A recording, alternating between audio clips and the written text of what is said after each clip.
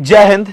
मैं विजयकांत सत्यज इस्तकबाल करता हूं आप सभी का अवध बैच के अंतर्गत आज की इस शानदार सी बेहतरीन सी जिंदाबाद सी कक्षा के लिए। आज हम पढ़ने वाले हैं गद्य और काव्य साहित्य का इतिहास, यानी कि काव्य क्या होता है और किस किस तरीके से इसका विकास हुआ।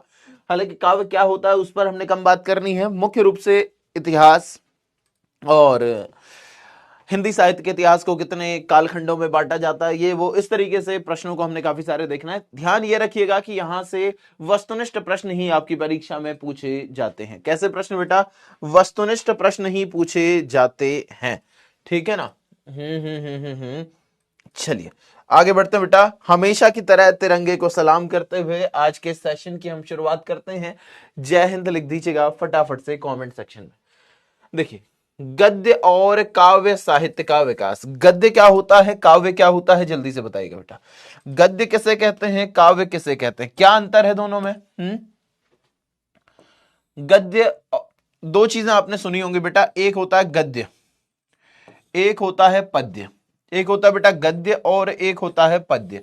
गद्य मतलब बेटा जो कहानी वाला अंश है, यानी कि जैसे कहानी है, नाटक है, निबंध है, ऐसा जो पैराग्राफ की फॉर्म में लिखा जाता है ना बेटा, वो है सारा गद्य। वो सब होता है बेटा गद्य। और पद्य क्या होता है मेरे बच्चा? पद्य में कविता आ जाती है। आसान भाषा में समझा रहा हूं। पद्य में बेटा कविता आ जाती है, दोहा, रोला, सवैया और ऐसे जितने भी ये छंद इत्यादि हैं वो सब पद्य में। कहानी, नाटक जो पैराग्राफ फॉर्म में लिखे जा रहे हैं ना, वाक्यों के एक एक वाक्य, एक वाक्य, एक वाक्य, एक वो ऐसा, वो होता बेटा गद्य। अब ये गद्य का मतलब तो बेटा यहां कहानी वाला अंश ही है। जब हम लिखित, हमने कैसा गद्य का विकास किया वो बाद में हुआ बेटा गद्य का विकास। और काव्य का यहां जो मतलब है वो है पद्य से। काव्य का यहां जो मतलब है बेटा वो है पद्य से। वैसे शुरुआत में, प्रारंभिक रूप में काव्य का मतलब गद्य पद्य जो भी हो, कोई भी रचना वो काव्य कहलाती थी। वो बहुत पुरानी बात हो गई, मैं वहां आपको नहीं लेके जाऊंगा, ठीक है ना। कवयति इति कवि कहा जाता था, तो उस सब को आप छोड़िए। लेकिन यहां काव्य का मतलब क्या है? कविता वाला अंश, छंद इत्यादि जो भी हैं वो है। इससे पहले मैंने आपको प्रायश्चित और समय पहले करा दिया था। इस वाली स्लाइड को हम डिलीट कर देते हैं क्योंकि इसके बाद में आपको कुछ और सेशंस भी करा चुका हूं, ठीक है ना। चलिएगा बेटा, अच्छा, प्रायश्चित और समय ही कराया था क्या इससे पहले मैंने? हाँ,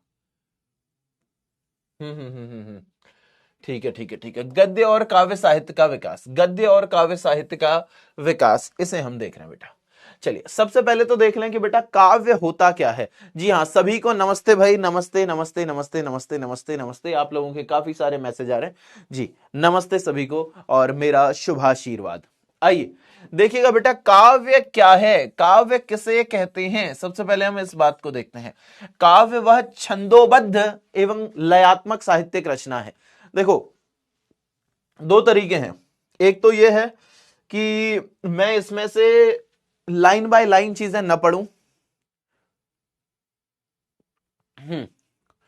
कि मैं इसमें से आपको ऐसे लाइन बाय लाइन न पढ़ाऊं, और मैं क्या करूं बेटा यहां से कि जो मुख्य मुख्य बातें हैं वो आपको बताता चलूं, अपना लिख लिख के हिंदी साहित्य का इतिहास आपको यहां से मैं बेटा समझा दूं, ठीक है ना। या फिर यह है कि मैं यहां से, यहां जो जो कुछ आपकी ये पूरी किताब को ही मैंने छपवा दिया बेटा, यहां से जो जो चीजें हैं उन्हें पढ़ाता चलूं और इनमें से जो जो महत्वपूर्ण है वो आपको समझाता चलूं। क्या करना चाहिए? देखो, ये जैसे जो जो चीजें लिखी है ना बेटा, यही सारी चीजें मैं आपको लिख लिख के भी पढ़ा सकता हूं।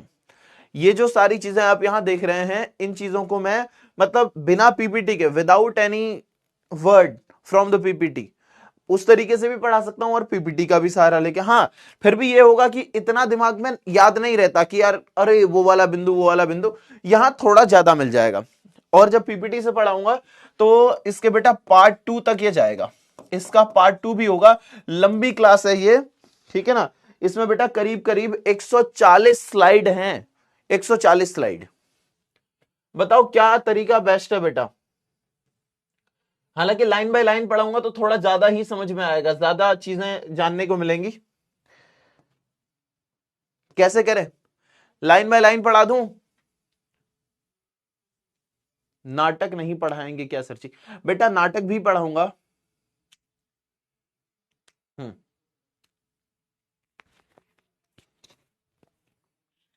140, हाँ 140 लाइन बाय लाइन, ठीक है।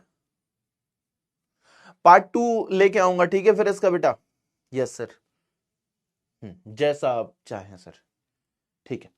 हाँ लाइन बाय लाइन पढ़ा देता हूं बेटा, लेकिन थोड़ा समय देना पड़ेगा आपको, समय देना पड़ेगा, धैर्य के साथ पढ़ोगे तो बेहतर रहेगा। लेकिन तुम कहो कि मैं बुलेट ट्रेन की तरह भगा दूं, तो मैं बुलेट ट्रेन नहीं भगा पाऊंगा। लाइन बाय लाइन अगर पढ़ा रहा हूं तो अगर कुछ छंदोबद्ध शब्द आया तो मैं बताऊंगा ना, इसको समझाना पड़ेगा। लयात्मक शब्द आया तो मुझे लयात्मक समझाना पड़ेगा कि बेटा लयात्मक क्या होता है, ऐसे, ठीक है ना। लेकिन यहां टाइम लगेगा, जल्दी ही मैराथन करवाइए बेटा।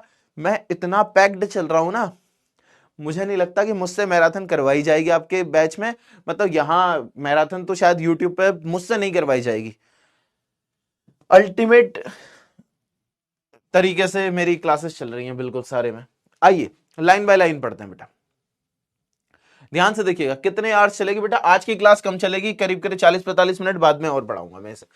काव्य वह छंदोबद्ध रचना है। कैसी है बेटा? छंदोबद्ध, यानी कि जो छंद में बधी हुई है। छंद कैसे कैसे होता है? 2-4 छंदों के उदाहरण बता दो जल्दी से, 2-4 छंद, कोई भी 2-4 छंद, कोई भी नाम बता दो। जैसे दोहा है, रोला है, सोरठा है, चौपाई है, हरिगीतिका है, गीतिका है, इंद्रवज्रा है, ठीक है ना, वंशस्थ है, शिखरणी है, और इसी तरीके से मंदाक्रांता है। बहुत सारे छंद होते हैं। तो छंदोबद्ध एवं लयात्मकता, इसमें क्या होती है बेटा? लयात्मकता होती है, साहित्यिक रचना है जो श्रोता या बेटा, ये बहुत अल्टीमेट लेवल तक लेके जाऊंगा मैं क्लास को, ध्यान रखना, ठीक है। अब इसको तुम केवल 11th के लेवल पर मत देखना बेटा। मैं पढ़ा तुम्हारी ही किताब से रहा हूं, मैं बाहर नहीं पढ़ाऊंगा, मैं पढ़ाऊंगा तुम्हारी ही किताब से। लेकिन अल्टीमेट लेवल की क्लास आएगी, ये समझो कि जो 12वीं के बाद से ग्रेजुएशन कर रहे होते हैं ना बेटा, उनके लेवल तक।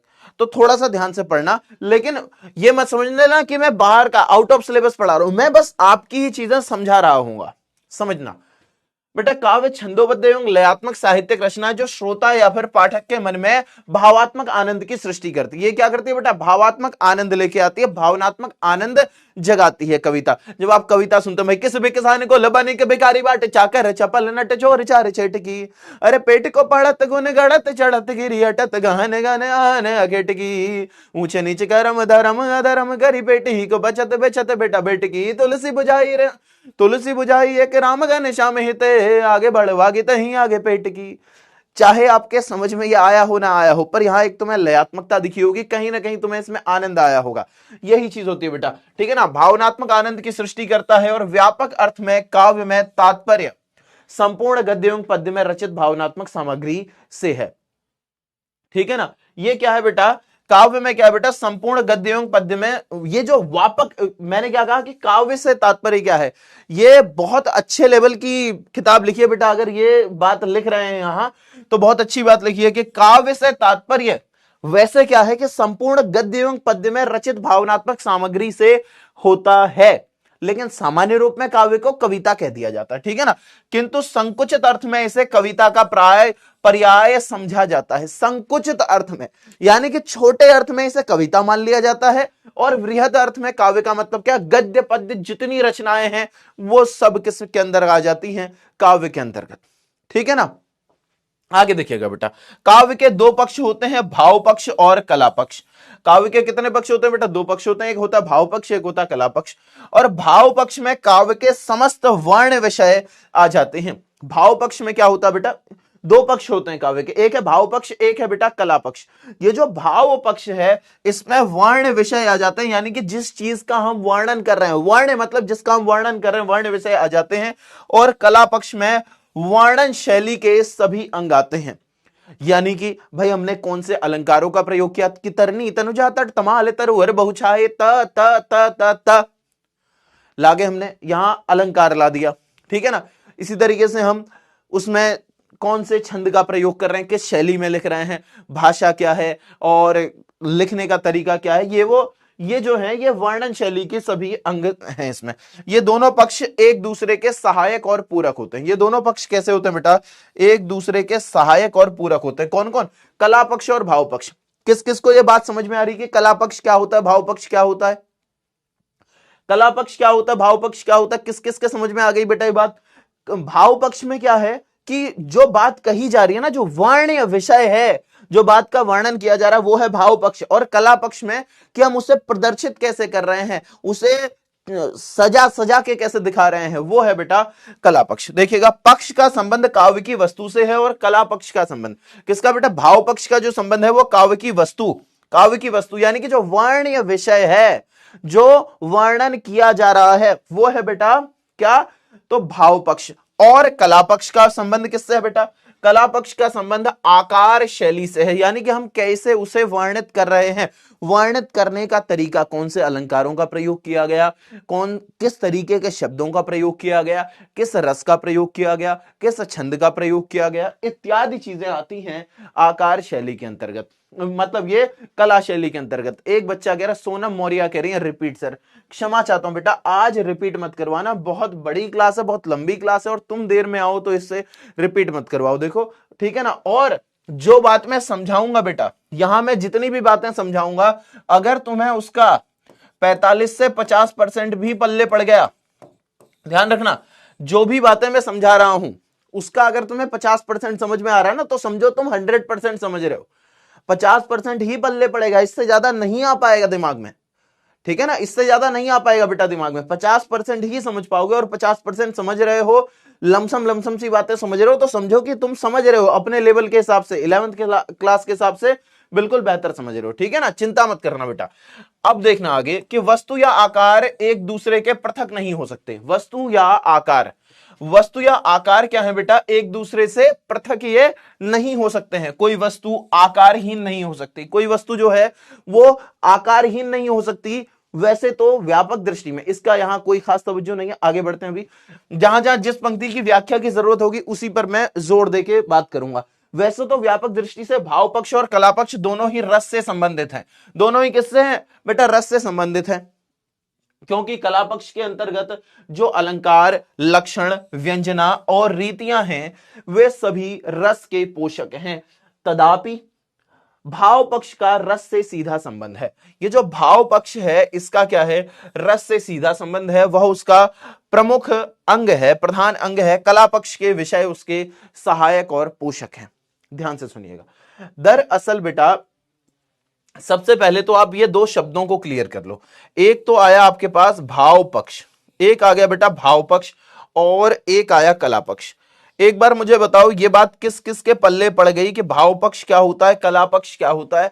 ये बात क्लियर किसके समझ में आ गई? भाव पक्ष में है बेटा वर्ण्य विषय, जो बात हम कह रहे हैं ना, जो कहानी हम कह रहे हैं। देखो, चाहे हम कविता में लिख रहे हैं, चाहे हम कहानी में लिख रहे हैं, चाहे हम निबंध में लिख रहे हैं, चाहे हम उपन्यास में लिख रहे हैं, एक कथा तो हमारे दिमाग में बनी ना, कोई एक विचार, भाव विचार तो आया है ना, उसी को, वो जो भाव विचार जो मैं व्यक्त करना चाह रहा हूं वो है बेटा भाव पक्ष। वो क्या है? भाव पक्ष है। और कला पक्ष क्या है? मैं उसे कैसे डिजाइन से बता रहा हूं, कैसे कैसे सजा सजा के बता रहा हूं, ये बात है कला पक्ष के अंतर्गत। आशा करता हूं यहां तक बात समझ में आई होगी, ठीक है ना। ये क्या होते हैं? लक्षणा क्या होती है सर, व्यंजना क्या होती है, रीतियां क्या होती हैं, अलंकार क्या होता है? अलंकार देखो आपको पढ़ा चुका हूं, बाकी लक्षण अलग अलग होते हैं बेटा, और व्यंजना ये गूढ़ बातें हैं, कुछ कुछ बातें थोड़ी गहराई पर हैं, वहां अभी नहीं घुस रहा हूं मैं। आगे देखिएगा, काव्य के दो भेद किए जाते हैं, एक है श्रव्य काव्य और एक है दृश्य काव्य। ऐसे दो भेद कर दिए गए। श्रव्य काव्य में रसानुभूति पढ़कर या सुनकर होती है। श्रव्य काव्य क्या है बेटा? सुनने योग्य, जो सुना जाए वो है श्रव्य काव्य। इसमें रसानुभूति कैसे होती है बेटा? पढ़कर या फिर सुनकर होती है। जब हम पढ़ते हैं या सुनते हैं तो उससे रसानुभूति होती है। जबकि दृश्य काव्य में रसानुभूति अभिनय एवं दृश्यों के द्वारा की जाती है। जबकि क्या होता है कि दृश्य काव्य में क्या होगा? रसानुभूति अभिनय एवं दृश्यों के द्वारा। यानी कि आपको कोई कथा सुना रहा है, कोई कहानी सुना रहा है, वो तो है बेटा कैसा? वो तो श्रव्य काव्य है। लेकिन दृश्य काव्य क्या है? जब आप कहीं अभिनय देख रहे हो, ठीक है ना, आप क्या कर रहे हो बेटा? कहीं कोई नाटक का मंचन हो रहा है, आप उसे देख रहे हो। बिल्कुल, हाँ, श्रव्य का मतलब है बेटा सुनने योग्य, श्रव्य का मतलब है सुनने योग्य, और दृश्य का मतलब है देखने योग्य। देखिएगा, श्रव्य काव्य के भी दो भेद होते हैं, एक है प्रबंध काव्य और एक होता है मुक्तक काव्य। जो श्रव्य है यानी कि जो सुनने योग्य काव्य है, जिसे सुना जा सके, वो क्या बेटा, एक तो वो प्रबंध काव्य यानी कि बड़ी रचना। प्रबंध काव्य का सीधा मतलब समझना, बड़ी रचना। बेटा मैं आसान भाषा में अभी समझा रहा हूं, अब ये मत कह देना सर क्या प्रबंध काव्य का मतलब बड़ी रचना होता है, ऐसा नहीं होता। मैं जब अ आ ई समझाते हैं ना बेटा, वैसे समझा रहा हूं। प्रबंध काव्य का मतलब समझ लो बड़ी रचना, पूरी पूरी पुस्तक लिख दी गई। और मुक्तक काव्य का मतलब जैसे छोटी छोटी रचनाएं, 4 पंक्तियां कहीं लिख दी, कहीं एक आध छंद लिख दिए, ऐसे ही होती है बेटा मुक्तक काव्य। प्रबंध काव्य में किसी कथा का आश्रय लेकर रचना की जाती, कोई एक कथा ले ली और उसका आश्रय लेकर यानी कि उसका सहारा ले लेकर पूरी रचना की जाती है। जबकि मुक्तक काव्य में क्या होता है, स्वतंत्र पदों के रूप में भावाभिव्यक्ति की जाती है। मुक्तक में क्या होता है बेटा, स्वतंत्र पदों के रूप में, स्वतंत्र पद होते हैं, उसी में रचना की जाती है। जैसे कि भाई कहीं से कहीं तक कोई मतलब नहीं था, कि मैं कोई रचना नहीं कर रहा हूं और मैंने यूं ही लिख दिया कि जैसे मैं अपनी ही 4 पंक्तियां सुना देता हूं, इनका कोई पूरी रचना नहीं है, मैंने सिर्फ 4 पंक्तियां लिखी। क्या लिखी, एक बार यूं ही मुझसे मेरे मित्रों ने कह दिया कि भाई तू देशभक्ति पर लिखता है, तू गरीबों पर, किसानों पर लिखता है, पर तू प्रेम पर नहीं लिखता, श्रृंगार पर नहीं लिखता, श्रृंगार रस लिख तब बढ़िया चलेगा। तब मैं कवि सम्मेलनों में जाया करता था, तो मैंने 4 पंक्तियां लिखी कि मैं श्रृंगार क्यों नहीं लिखता हूं, मैं प्रेम क्यों नहीं लिखता हूं। तो मैंने वही लिखा कि, लेकिन उसको अब मैंने विद्यार्थियों के अनुसार बदल दिया है, तो मैं विद्यार्थियों के अनुकूल जैसा बदल दिया वो वाला सुनाऊंगा कि प्रेम आलिंगन माधुर्य के मधुमासों को लिखूं कैसे, प्रेम आलिंगन माधुर्य के मधुमासों को लिखूं कैसे, अधरों पर अधरों के सौंदर्य एहसासों को लिखूं कैसे, जब जब जब जब तक माथे पर बेरोजगार का लगा है ठप्पा, तब तक अभ्यास तज श्रृंगारिक किलोलों को लिखूं कैसे। तो ये मैंने सिर्फ 4 पंक्तियां लिखी, ये मुक्तक है बेटा, लेकिन मैं पूरा लिखूं, एक रचना लिख दूं पूरी की पूरी, तो वो प्रबंध के अंतर्गत आएगा, ठीक है ना। आगे देखिएगा बेटा, प्रबंध काव्य में भी 2 प्रकार होते हैं, एक होता है महाकाव्य, एक होता है खंड काव्य। एक क्या होता है बेटा, महाकाव्य होता है, एक खंड काव्य होता है। अब इसमें भी अंतर है, ठीक है ना, इसमें भी अंतर है भाई। प्रबंध जो महाकाव्य है, जैसे मैं कुछ उदाहरणों के माध्यम से समझाऊंगा बेटा, ठीक है ना। महाकाव्य क्या होता है बेटा, जैसे पूरी पूरी कहानी लिख दी। जैसे महाकाव्य में एक उदाहरण मैं ले लूं, रामायण। रामायण एक उदाहरण ले लिया बेटा मैंने। रामायण में क्या है, पूरी राम जी की कथा शुरुआत से, भाई कब उनका जन्म हुआ, ये पूरा, बिल्कुल पूरा जीवन लिख दिया, वो तो है बेटा महाकाव्य, ठीक है ना। पूरा जीवन जिसमें समाया हो, किसी कथा को पूरे विस्तार में लिखा हो, हर पक्ष आ जाए उसका, वो होता है महाकाव्य। और खंड काव्य क्या होता है, जिसमें 1-2 अंश को ही उसमें लाया जाता है, ठीक है ना। मतलब जैसे रामायण की ही कथा पर हम बात कर लें, केवल वनवास वाली कथा पर मैं वर्णन कर दूं अगर, तो वो खंड काव्य है बेटा, वो खंड काव्य। पूरे जीवन पर नहीं लिखा ना, केवल खंड पर लिखा। आशा करता हूं कि खंड काव्य और महाकाव्य की एक पृष्ठभूमि आपके दिमाग में बनती चल रही होगी। आगे देखिएगा, काव्य साहित्य का विकास। बेटा ये जो काव्य साहित्य है, दरअसल ये क्या है, गद्य और पद्य दोनों है। समझ रहे हैं ना बेटा बात को। काव्य साहित्य का मतलब है गद्य और पद्य दोनों। देखिए यहां जो मैंने लिखा है ना, ये मैंने लिखा है आपको ऐसे कि काव्य साहित्य का विकास। तो बेटा मैंने आपको समझाने के लिए लिखा है, वरना ये जो गद्य है और ये जो काव्य है, मतलब ये जो गद्य है ना, इसको लिखने की आवश्यकता ही नहीं है, हम केवल इतना लिख दें काव्य साहित्य का विकास, इसमें गद्य और पद्य दोनों आ जाएंगे बेटा।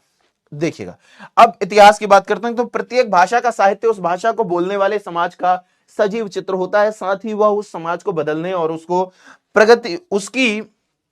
उसको बदलने और उसको प्रगति की प्रेरणा देने का समर्थ साधन भी होता है। यह बात आसान है, इसकी व्याख्या नहीं करूंगा, आप लोग एक बार कम से कम इसे पढ़िएगा भी, ठीक है ना। तो ये आप समझ जाएंगे कि जो साहित्य है वो हमारा विकास करता है। उस समाज को पृष्ठभूमि में क्या कह रहा है कि ये उस समाज को पृष्ठभूमि में रखकर ही उस समाज को पृष्ठभूमि में रखकर ही उस भाषा के साहित्य के इतिहास का अध्ययन किया जाता है। साहित्य की विभिन्न प्रवृत्तियां, विभिन्न काव्यधाराएं एवं विभिन्न युग एक दूसरे पर क्रिया प्रतिक्रिया करते हुए अविच्छिन्न धारा में प्रवाहित होते हैं। इसी दृष्टि से हम हिंदी काव्य साहित्य के स्वरूप एवं विकास का संक्षिप्त सर्वेक्षण निम्न पंक्तियों में करेंगे कि हिंदी काव्य साहित्य का विकास कैसे हुआ, उसे देखिएगा।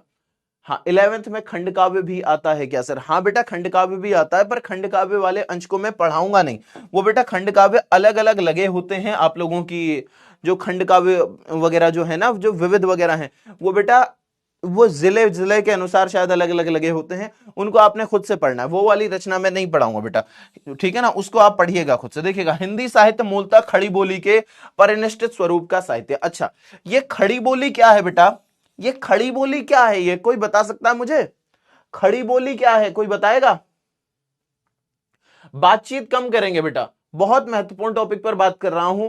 अगर बात करनी है तो आप जा सकते हैं यार, आप जा सकते हैं। कक्षा की तौहीन न कीजिए, कक्षा की मर्यादा का ध्यान रखिए। मैं कमेंट बंद नहीं कर सकता, मुझे कमेंट ऑन रखने पड़ेंगे ताकि मैं आप लोगों से बातचीत कर सकूं, ठीक है ना, चीजें पूछ सकूं। तो मैं कमेंट बंद नहीं कर सकता, लेकिन कृपया बाकी की बात नहीं करनी है।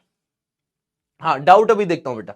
हिंदी साहित्य का मूलतः अच्छा, यहां पर बेटा खड़ी बोली एक शब्द आया। खड़ी बोली किसे कहते हैं? खड़ी बोली बेटा जो हम बात कर रहे हैं ना अभी, जिस भाषा में, जिस हिंदी भाषा में हम बात कर रहे हैं जी, जिस हिंदी भाषा में हम बात कर रहे हैं, ये बेटा खड़ी बोली ही है। बाकी इसके अलावा और बहुत सारी बोलियां चलती हैं, भोजपुरी है, अवधी है, मैथिली है, मगही है, छत्तीसगढ़ी है, अलग अलग है, ठीक है ना। इसी तरीके से राजस्थान में मेवाती चलती है, मारवाड़ी चलती है और ढूंढाड़ी चलती है, ऐसी भाषाएं चलती हैं। तो हिंदी साहित्य का मूलतः खड़ी बोली के परिनिष्ठित रूप का साहित्य, जो खड़ी बोली का साहित्य है ना, हम मुख्य रूप से उसे ही पढ़ने की, उसी को हम हिंदी साहित्य के अंतर्गत देखते हैं। इसकी परिधि में वैसे मैथिली, अवधी, ब्रज, राजस्थानी जैसी साहित्यिक बोलियों का साहित्य भी आ जाता है। इन सभी बोलियों में हमें एक जैसी अनुभूति और विचारधारा का साहित्य मिलता है। इन सभी बोलियों में लगभग लगभग हमें एक जैसा साहित्य मिलता है, एक जैसी विचारधारा देखने को मिलती है। आगे देखिएगा, समय समय पर साहित्य के विषय बदलते रहे। समय समय पर साहित्य के विषय बदलते रहे भाई। आप लोग जानते हैं कि एक आदिकाल रहा, एक उसके बाद आया बेटा भक्ति काल। भक्ति काल में भी अलग अलग काल आए, वो सब आगे मैं बताऊंगा आपको। विभिन्न युगों में हिंदी की विभिन्न बोलियां प्रधान रही। जब विभिन्न युग रहे तब बोलियां प्रधान रही अलग अलग। वीर गाथा काल में, जब वीर गाथा काल रहा बेटा, वीर गाथा काल को ही हम आदिकाल भी कहते हैं। वीर गाथा काल को ही बेटा हम क्या कहते हैं? आदिकाल कहते हैं। यहां से बेटा आप लोगों के प्रश्न बनने शुरू होंगे, ठीक है। इसके बाद में एक पीडीएफ भी आपको प्रोवाइड करवा दूंगा जिसमें केवल फैक्चुअल लिखा होगा, ठीक है ना। 20-25 पेज की एक पीडीएफ आपको प्रोवाइड करवा दूंगा जिसमें केवल फैक्ट्स लिखे होंगे, लेकिन वो बाद में प्रोवाइड करवाऊंगा। ध्यान से सुनना कि बेटा ये जो वीर गाथा काल है, वीर गाथा काल क्या है? आदिकाल जिसे हम कहते हैं वही। इस समय राजस्थानी भाषा, पूर्व मध्यकाल में अवधी भाषा और उत्तर मध्यकाल में ब्रज भाषा की प्रधानता रही। आधुनिक युग मूलतः खड़ी बोली का युग है। ध्यान से सुन लीजिएगा बेटा कि जो वीर गाथा काल यानी कि आदिकाल रहा, वीर गाथा काल को ही हम क्या कहते हैं बेटा? आदिकाल कहते हैं।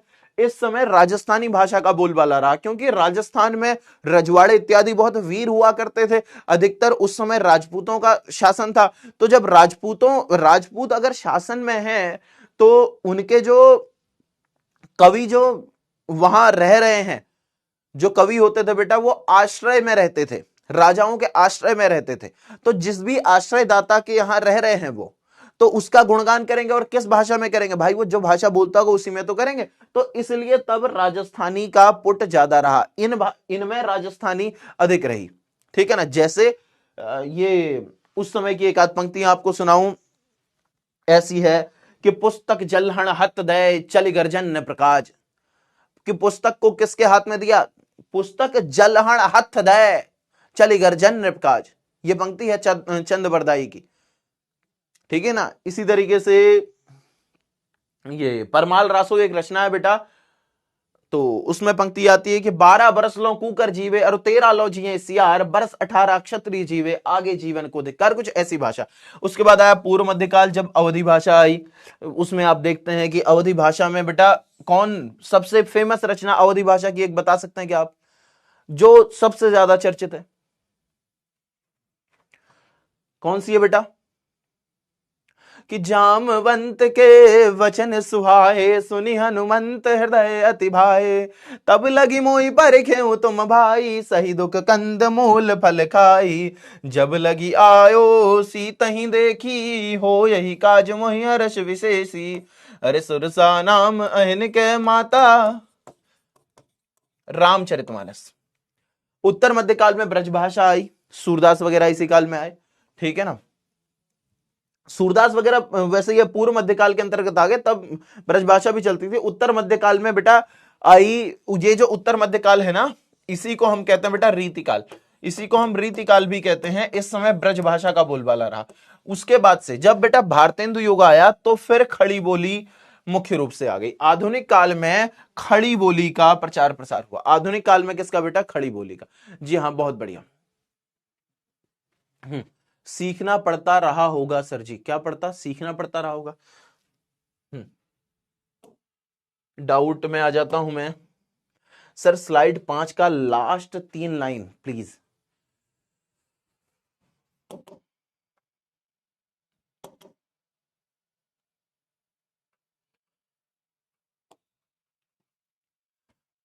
कला पक्ष में वर्णन शैली के सभी अंग सम्मिलित हैं। ये दोनों पक्ष एक दूसरे के सहायक और पूरक होते हैं।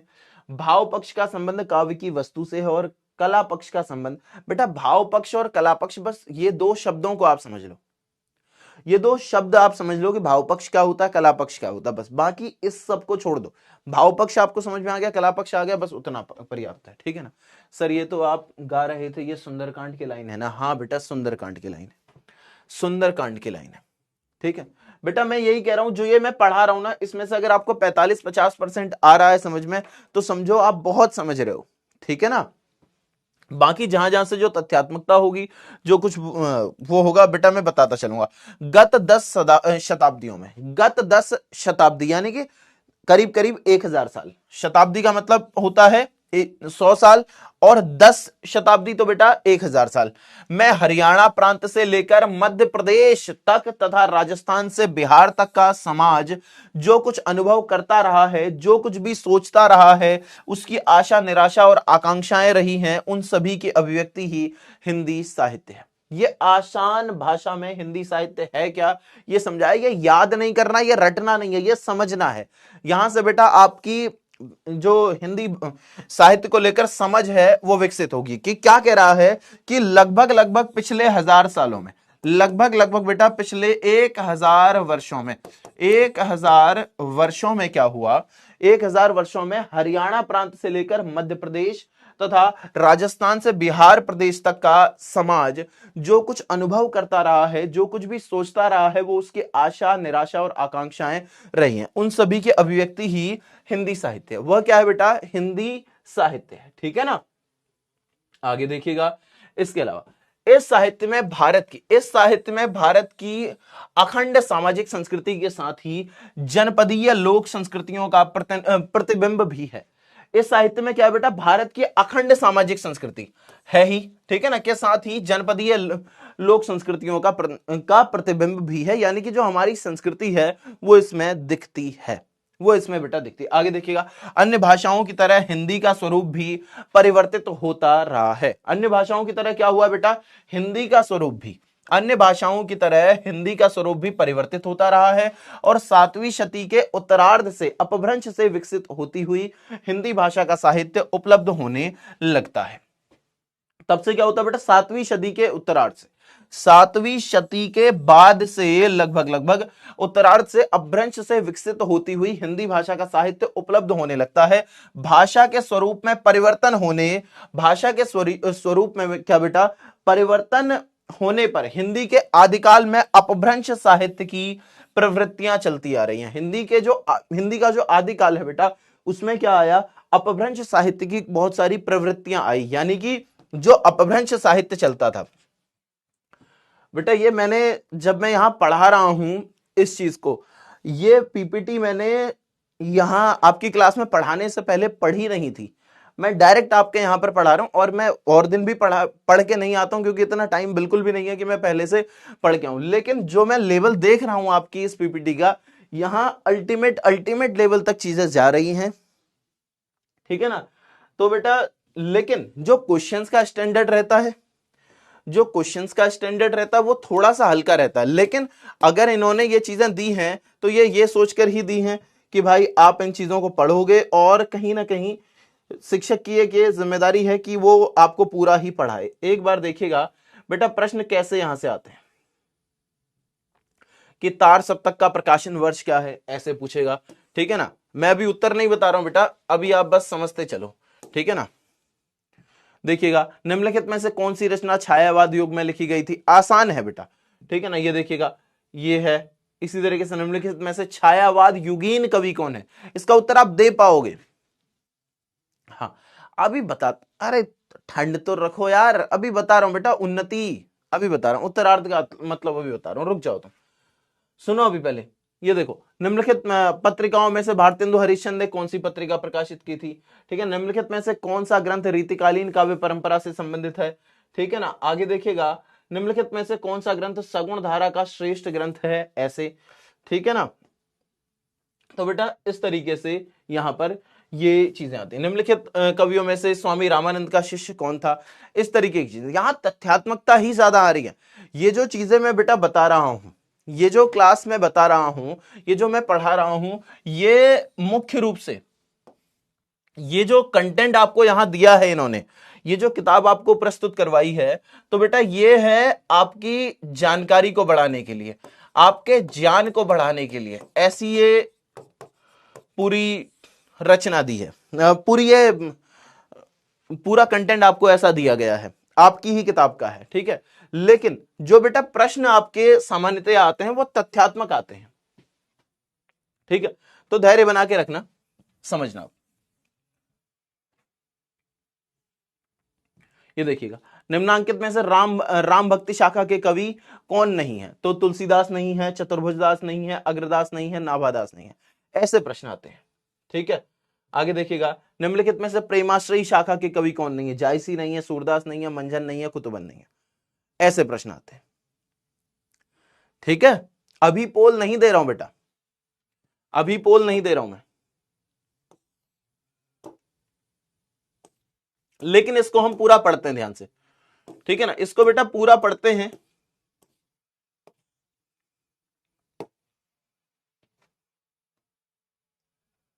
सीख बहुत कुछ जाओगे, ठीक है ना। आदिकाल से अपभ्रंश साहित्य की प्रवृत्तियां चलती आ रही हैं। आदिकाल से क्या हुआ बेटा, जो अपभ्रंश साहित्य की प्रवृत्तियां हैं, जो अपभ्रंश साहित्य, हाँ उत्तरार्ध एक लड़की पूछ रही थी, उत्तरार्ध अब बता दो। 7वीं शती के उत्तरार्ध यानी कि 7वीं शती के बाद से, 7वीं शती के बाद से किसका विकास हुआ बेटा, 7वीं शती के बाद से अपभ्रंश से विकसित होती हुई हिंदी भाषा का साहित्य उपलब्ध होने लगा। अपभ्रंश थोड़ा थोड़ा पहले अपभ्रंश का टच रहा, उसके बाद फिर हिंदी आई, ठीक है ना। एक बच्चा कह रहा डाउट सेक्शन, रुक जाओ बेटा डाउट देख लेते हैं। हिंदी की सारी रचनाएं और इसके बारे में सिर्फ इंडिया में ही पढ़ी जाती हैं क्या, नहीं बेटा, मॉरिशस में भी पढ़ी जाती हैं, और देशों में, बहुत सारे देशों में पढ़ी जाती है। आप अमेरिका में जाओ, वहां रिसर्च होती है बेटा हिंदी पर।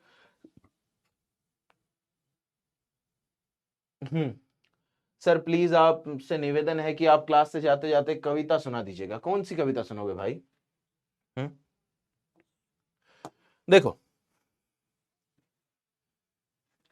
आदिकाल में अपभ्रंश साहित्य की प्रवृत्तियां चलती आ रही हैं, अतः अपभ्रंश साहित्य का सामान्य लेखा जोखा हिंदी साहित्य के, अपभ्रंश साहित्य का जो सामान्य लेखा जोखा है वो हिंदी साहित्य की गतिविधि समझने के लिए आवश्यक है। अपभ्रंश में साहित्य की बहुविध प्रवृत्तियों के दर्शन होते हैं। अपभ्रंश में क्या होता है कि साहित्य की बहुविध प्रवृत्तियों के दर्शन होते हैं बेटा। धर्म, श्रृंगार, भक्ति, वीर भावना तथा अनेक प्रकार की रहस्य साधनाएं इस साहित्य के प्रमुख विषय रहे। कब? जब आदिकाल चला था। जब क्या चला था बेटा? आदिकाल। तब धर्म के बारे में भी लिखा गया, श्रृंगार के बारे में भी लिखा गया, भक्ति के बारे में भी लिखा गया, और वीर भावना तथा अनेक प्रकार की रहस्य साधनाएं हैं। एक और जैन आचार्यों और कवियों का धर्म एवं नीतिपरक साहित्य मिलता है। तब इस समय में जो शुरुआती समय है, हिंदी साहित्य का आदिकाल है, तब क्या मिलता है बेटा? जैन आचार्यों एवं कवियों का धर्म एवं नीतिपरक साहित्य मिलता है। तो दूसरी ओर बौद्ध सिद्धों की रहस्यमय एवं गुह्य साधना की वाणी है। देखिएगा क्या कह रहा बेटा कि एक तो इस समय पर सीधी बात समझें तो इस समय जैन साहित्य भी मिलता है और बौद्ध साहित्य भी मिलता है। आसान भाषा में ये समझिएगा। आगे देखिएगा, बौद्ध सिद्धों और नाथों एवं जैन आचार्यों के रहस्य गुह्य, ये जो गुह्य है इसका मतलब है बेटा गूढ़, गूढ़, ठीक है ना, गूढ़ योग साधना। और अब गूढ़ का मतलब भी नहीं समझ पाओगे, रहस्य वाली बात, ठीक है ना, अंदर की बात, ऐसा। तो क्या कह रहा है कि बौद्ध सिद्धों, नाथों और जैन आचार्यों की रहस्य गुह्य योग साधना और धार्मिक सिद्धांतों की रचनाएं मूलतः साहित्येतर हैं, पर उस युग के साहित्य को समझने के लिए अपरिहार्य हैं। यानी कि ये सब क्या है बेटा? जरूरी है। अपरिहार्य का मतलब होता है ये सभी जरूरी हैं, पर इस युग के साहित्य को समझने के लिए क्या है? ये अपरिहार्य है। नाथ साहित्य में भक्ति का पूर्वाभाव भी होने लगता है। नाथ साहित्य में क्या होता है? भक्ति का पूर्वाभाव, यानी कि यहां भक्ति की शुरुआत होती है, पूर्वाभास होता है, पूर्वाभास, भक्ति का पूर्वाभास होता है। इस काल में कविता का प्रवाह अवरुद्ध नहीं था। जैन कवियों की रचनाएं कविता की दृष्टि से उत्कृष्ट हैं, यानी कि इनकी कविताएं अच्छी हैं। एक बार रुक जाइएगा बेटा। हम्म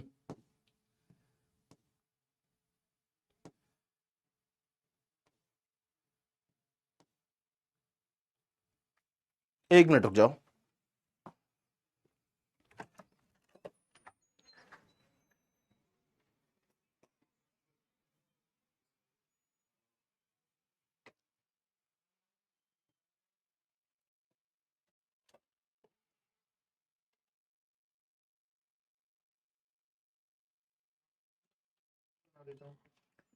भाई एक पीडीएफ दूंगा, क्लास में लगानी है। एक पीडीएफ लगानी है क्लास में, नोट पे नहीं खुलेगी वो। हाँ हाँ चल रही, अंदर तो आओ।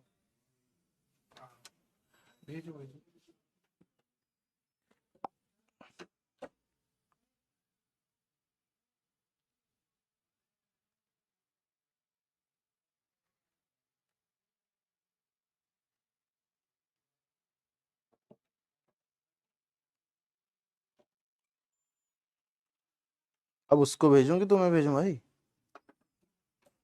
हम्म, चलो एक पीडीएफ भेज रहा हूँ, वो यहाँ खोलनी है मुझे, नोट पे नहीं खोलनी, उस पे खोलनी है। एक मैसेज करना मुझे, या चलो लास्ट का नंबर बता दो, बोलना। क्या? 4494? गौरव, इसको यहाँ कैसे करोगे? मेल करोगे, क्या करोगे? ये स्क्रीन वो कर दो।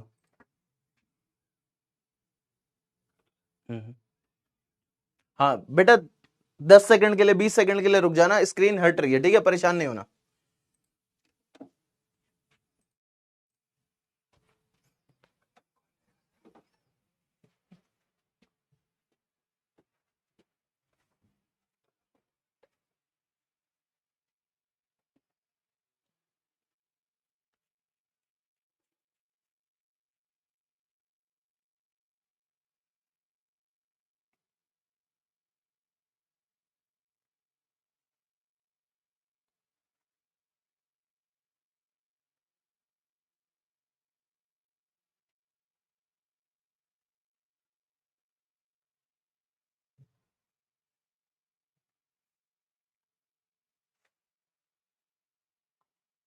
नोट पे नहीं आएगी वो, हाँ वैसे ही खोल दो ना जहाँ डाउनलोड हुई।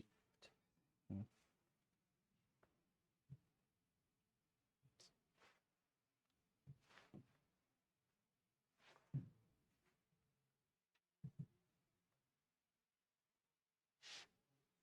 बस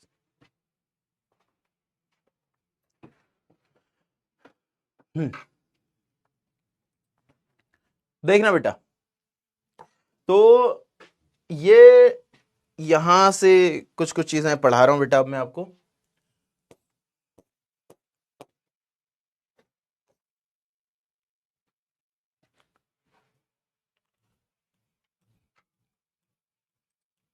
ये मेरी किताब है, मैं अपनी ही किताब का अंश आपको दिखा रहा हूं और ज्यादा फायदेमंद यहीं से रहेगा, इसीलिए इसी को मैं बता रहा हूं आपको।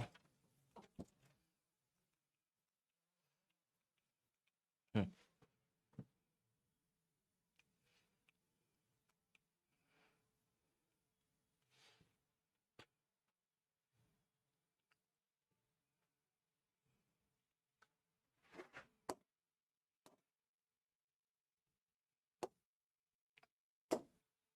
हम्म। देखो बेटा, वो जो पीडीएफ मैं लेके आया हूं, वो जो पीडीएफ ये वाली है ना, इसमें बेटा आप लोग भी बोर हो जा रहे हो, चाहे तुम कह नहीं रहे हो, मेरा सम्मान रखते हो मुझे पता है, पर यहां से ऐसी चीजें हो रही है ना, यहां बेटा लिखा बहुत कुछ है, अल्टीमेट कंटेंट है, पर कुछ कुछ चीजें ऐसी हैं जो तुम्हारे काम की नहीं है।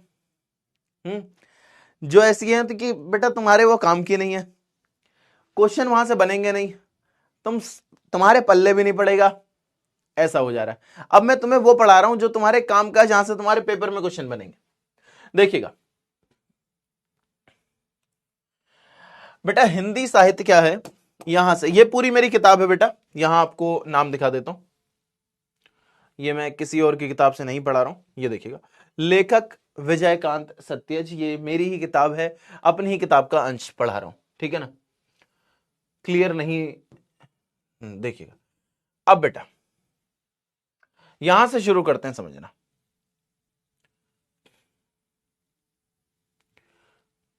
हिंदी साहित्य क्या बेटा, यहीं से मैं अगली बार इसी को टाइप करा के लाऊंगा। हिंदी साहित्य क्या बेटा, एक महासागर है, बहुत बड़ा है, यहां से चीजों को हमने समझना कुछ इस तरीके से है कि हम सबसे पहले तो देख लेंगे हिंदी साहित्य को कितने कालों में बांटा जाता है। तो बेटा हिंदी साहित्य को 4 कालों में हम बांटते हैं, एक होता है आदिकाल, एक होता है भक्तिकाल, एक होता है रीतिकाल और एक होता है आधुनिक काल। आपसे सबसे पहला प्रश्न यह पूछा जा सकता है कि हिंदी साहित्य को कितने कालों में बांटा जाता है, हिंदी साहित्य को कितने कालों में बांटा जाता है, आपसे यह प्रश्न पूछा जाएगा। हिंदी साहित्य को कितने कालखंडों में बांटा जाता है, हिंदी साहित्य के इतिहास को कितने कालखंडों में बांटते हैं, तो बेटा इसको हम 4 कालखंडों में बांटते हैं, ये आपको सबसे पहली बात ध्यान रखनी है। और 4 कालखंड कौन कौन से हैं, तो बेटा सबसे पहले आ जाएगा आदिकाल, सबसे पहले क्या आएगा बेटा आदिकाल। आदिकाल 1050 ईस्वी से करीब करीब 1350 ईस्वी तक चलता है। भक्ति काल की बात कर लेंगे बेटा, 1350 ईस्वी से 1650 ईस्वी तक चलता है। और रीतिकाल की बात करेंगे तो 1650 ईस्वी से 1850 ईस्वी तक चलता है, ठीक है ना। आधुनिक काल बेटा ये 1850 ईस्वी से अब तक। ये जो कंटेंट मैं बता रहा हूं ना बेटा, ये पेपर के लिए बिल्कुल एकदम रामबाण वाला कंटेंट है, और जो आपकी किताब में दिया है वो ऐसा वाला कंटेंट है कि समझ तो मतलब वो बहुत अल्टीमेट कंटेंट है, पर पेपर के हिसाब से नहीं बन पा रहा है, ठीक है। तो बेटा ये जो यहां पर बातें लिखी हैं ये सारी आपको ध्यान रखनी है।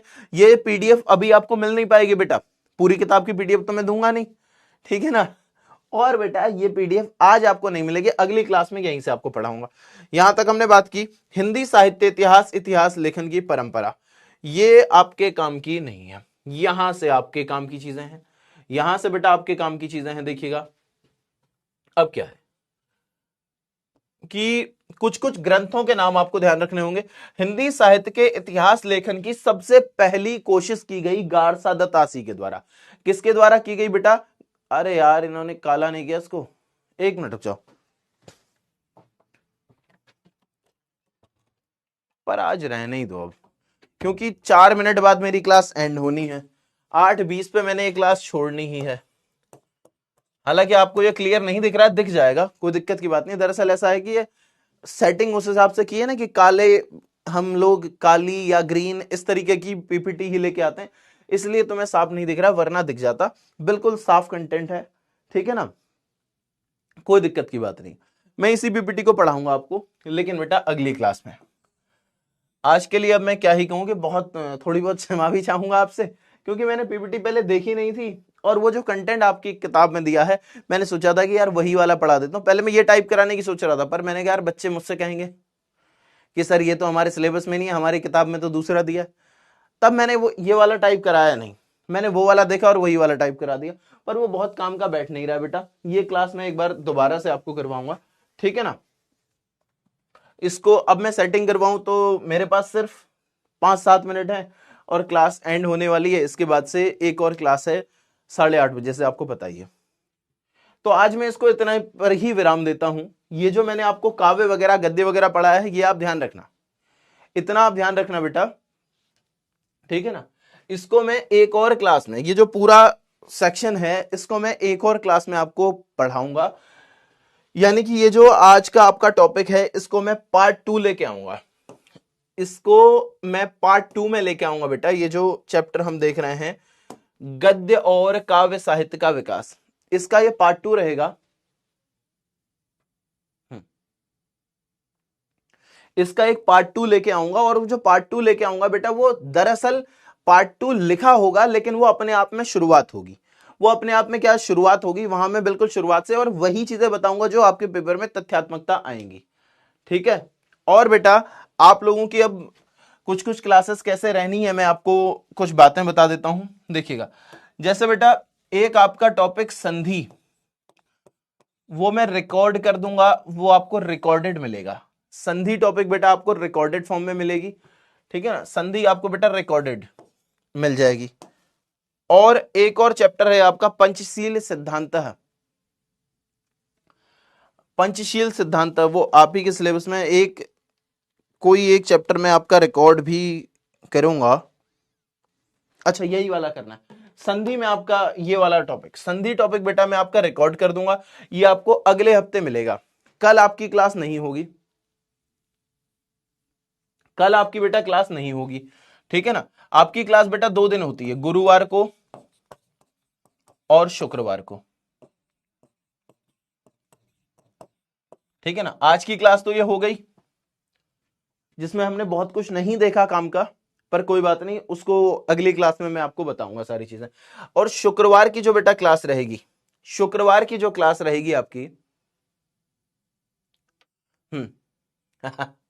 जी, शुक्रवार की बेटा कल आपकी क्लास नहीं रहेगी। कल आपकी क्लास इसलिए नहीं रहेगी क्योंकि कल मेरी एक मैराथन क्लास है। कल मेरी एक मैराथन क्लास है बिहार बोर्ड वाला चैनल पर, हिंदी ग्रामर की। अगर आप चाहें तो उसे पढ़ सकते हैं। कल मैं 7 घंटे लगातार हिंदी ग्रामर पढ़ा रहा हूंगा, ठीक है ना। यहां दिखा देता हूं आपको, अगर आप लोग हिंदी ग्रामर कोई पढ़ना चाहें, केवल उसमें प्रैक्टिस कराऊंगा, थोड़ी बहुत थ्योरी और बाकी प्रैक्टिस रहेगी मुख्य। बिहार बोर्ड वाला, अगर आप चाहें कि हम थोड़ी सी प्रैक्टिस कर लें हिंदी ग्रामर की, तो आप मुझसे यहां आके जुड़ सकते हैं। बिहार बोर्ड वाला ये चैनल है बेटा, यहां आप जाएंगे, ठीक है ना। इस पर आप लाइव सेक्शन में चले जाएंगे तो ये बेटा मेरी क्लास लगी हुई है ग्रामर की, ठीक है ना। कल सुबह 10 बजे से मैं यहां मैराथन करा रहूंगा, इसलिए आपके बैच में नहीं रहूंगा अवेलेबल। अगले हफ्ते का जो गुरुवार, ये तो इस हफ्ते का हो गया बेटा, अगले हफ्ते की जो क्लास रहेगी गुरुवार और शुक्रवार, इन 2 दिन में से किसी एक दिन के लिए मैं रिकॉर्डिंग कर जाऊंगा। इन 2 दिन में से किसी एक दिन के लिए मैं रिकॉर्डिंग कर जाऊंगा, लेकिन मैं अवेलेबल नहीं रहूंगा, ठीक है ना बेटा। मैं अवेलेबल नहीं रहूंगा इस कक्षा में, मैं अवेलेबल नहीं रहूंगा बेटा इस कक्षा में, ठीक है ना। उस दिन मैं छुट्टी पर रहूंगा, तो उस दिन मेरी क्लास नहीं होगी लाइव। रिकॉर्डेड आप लोगों को एक वीडियो दे जाऊंगा 2 में से किसी एक दिन के लिए। उसके बाद से बेटा मैं 20 तारीख से फिर वापस आऊंगा, कुछ दिन के लिए घर जा रहा हूं, ठीक है। फिर जब आऊंगा तो लगातार आपका सिलेबस, 3-4 क्लास बची हैं, ज्यादा नहीं बची हैं यार, बाकी सारा सिलेबस तो करवा दिया। 3-4 क्लास बची हैं, वो आते ही फटाफट से मैं निपटा दूंगा, फटाफट से आपका सिलेबस कंप्लीट कर दूंगा। मतलब कि मेरे ख्याल में 26 जनवरी से पहले पहले आपका सिलेबस में कंप्लीट कर दूंगा, ठीक है ना। सर 15 जनवरी से पेपर है, बट बेटा 15 तक नहीं करवा सकता ना यार, 15 तक नहीं करवा पाऊंगा, ठीक है।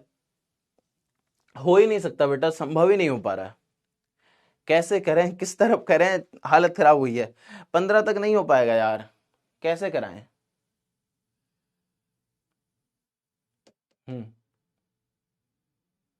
15 तक नहीं हो पाएगा बेटा, 15 तक नहीं हो पाएगा। बाकी देखो पूरा सिलेबस तो मैंने कराया ही है ना। जिनका 15 वगैरह को है, या फिर जिनका उससे पहले पेपर है, उनसे मैं बस यही कहूंगा कि बेटा थोड़ा सा, जो स्कूल में भी आपको थोड़ा तो पढ़ाया गया होगा ना, थोड़ा सा आप पढ़ लीजिएगा यार।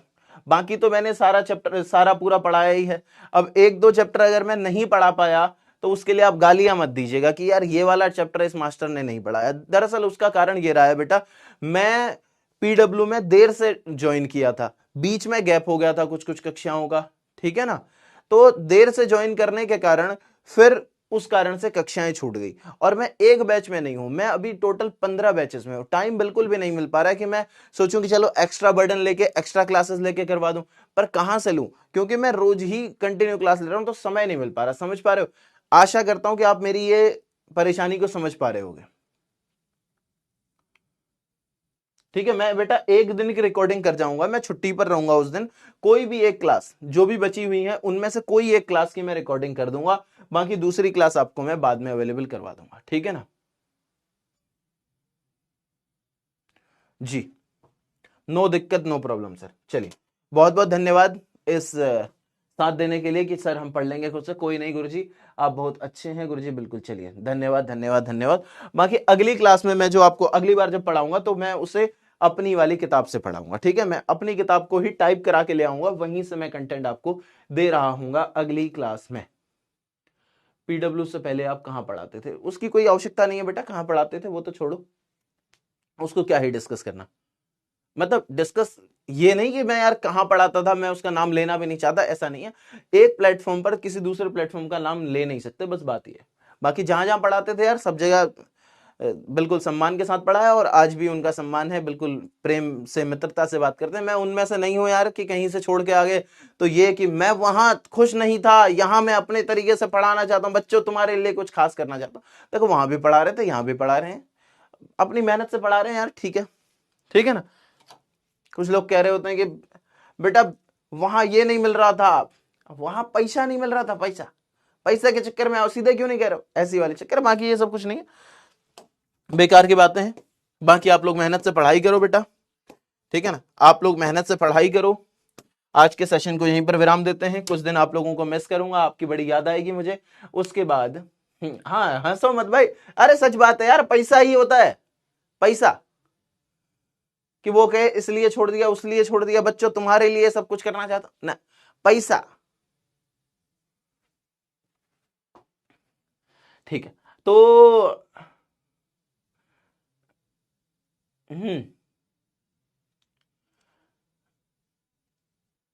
हाँ समझ गए, किसी इंस्टीट्यूट का नाम ले रहे बेटा। मैं यहाँ क्या कहते हैं, ये एकेडमिक्स में इससे पहले पढ़ाता ही नहीं था, मैं कंपटीशन के लिए पढ़ाता था, UP police constable, UP police SI, ठीक है ना, यूपी पीसीएस के लिए, और सीटेट के लिए, और बीएड के लिए, और राजस्थान की भर्तियों के लिए, ठीक है ना। मैं इनके लिए जो कॉम्पिटिटिव एग्जाम्स होते हैं ना, जो जॉब्स की तैयारी कराते हैं बेटा, मैं उनमें रहा हूं अब तक। ये पहले ही बार हो रहा है कि मैं जब पीडब्ल्यू में पढ़ा रहा हूं तो स्कूल के लिए पढ़ा रहा हूं, छोटे बच्चों को पढ़ा रहा हूं। इससे पहले मैंने बड़े बच्चों को पढ़ाया, जो तैयारी करते हैं, नौकरियों की तैयारी करते हैं, उनको पढ़ाया। आप लोग जानते भी नहीं होंगे यार उन इंस्टीट्यूट्स को।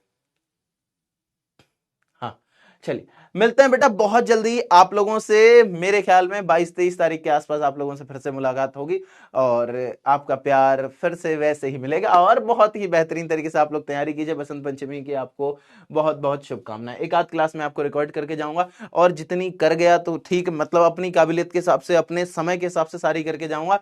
उसके बाद तुमने मैनेजमेंट को परेशान नहीं करना है, अरे सर की क्लास क्यों नहीं आ रही, अरे आ जाएगी, तुमसे मैंने कह दिया ना, 1-to-1 बातचीत हो गई ना अपनी, बस कि हाँ सर से हमारी बात हो गई है, हमें लेक्चर पूरे मिल जाएंगे। तुमने मेरी कंप्लेन मारी, सर के लेक्चर दो, कहां से दो, मास्टर ही नहीं है, कैसे बुला के लाओगे, तो मास्टर यहां होगा नहीं, ठीक है।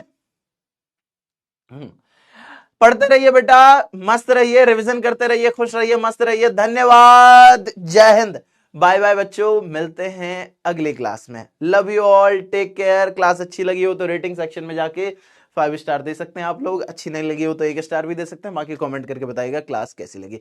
Bye bye.